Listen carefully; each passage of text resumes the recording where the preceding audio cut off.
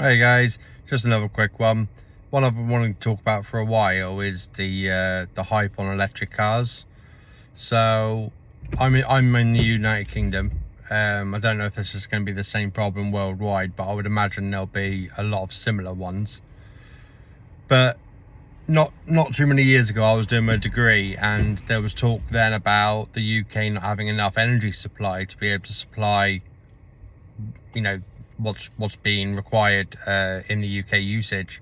So there was talk about turning off domestic and non-essential properties or buildings for like an hour or two to save on electricity usage. That hasn't happened, but it just goes to show that the struggle the United Kingdom's having with the usage versus what we actually have access to in terms of electricity. So the government have come out with, by 2030, the all cars in the UK need to be, or all the ones on the road need to be electric. I just don't see how this is going to be feasible. It sounds great on paper, it sounds great to voters, campaigns, things like that, but it's not practical. One, for the reasons I've just said.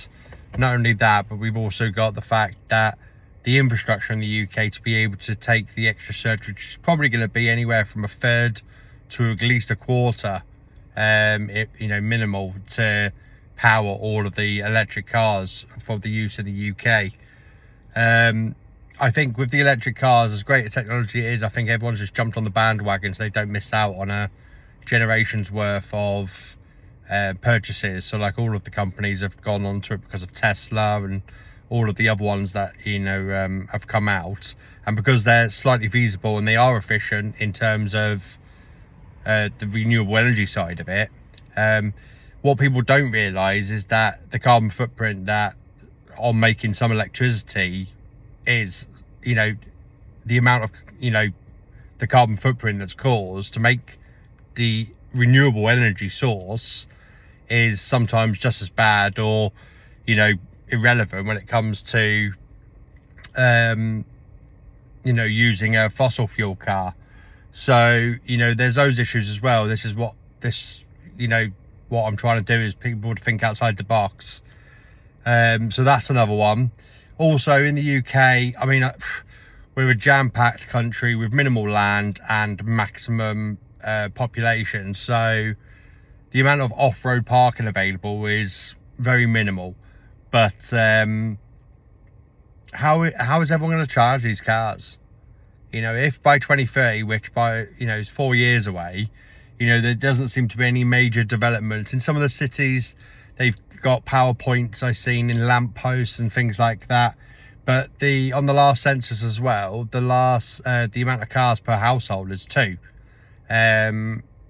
So generally in the UK, the houses, especially if you've got a block of flats or a terrace of houses, you can't even get 2 cars unless they're both smart cars, bumper to bumper. They're not going in front of a house. So there's never always enough spaces for the road to park, let alone people that live in high rises or flats or apartments with multiple spaces. How is everyone going to charge these cars? Are they going to have like extension leads everywhere? It just doesn't make sense. So I just want people to sort of realize, and I've been wanting to say this one for a while, I do mention it in my book, but well, what do you guys think? I just don't think, I think it looks great on paper, sounds great on a campaign, but in practicality, I just don't think it's going to work. And I'm pretty sure that's going to be most of the world, not just in the UK, but the UK is obviously where I am, and it's where I have first-hand most knowledge from. So yeah, let me know in the comments what you guys think. There was a lot of talk about hydrogen taking over, hydrogen power for this, for fueling movement and motion has been around for a long time, and I think that that's probably going to overtake electric, hopefully before 2030. I mean, I've got a hybrid, and mine's a self-charge hybrid, which opens another question as well. Who would buy, if you had the option of a plug-in hybrid and a self-charge hybrid, why would you buy a plug-in hybrid? My car charges itself through the motion and braking of the vehicle. So another question that you have to ask yourself is, why can't that technology be put into electric cars? Because it's only motion. So a bit like the way that an alternator works by charging a combustion engine, you know, essentially it's friction electricity, static electricity causing the charge.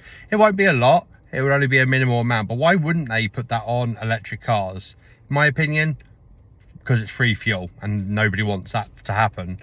There's also loads of other things they could do, like you can get solar panels now that are like Viv heat mats for reptiles that are thin, paper-like, that you could easily put into a roof or other panelings on the car so it doesn't make it look ugly. So, you know, let me know what your thoughts are, and see you again.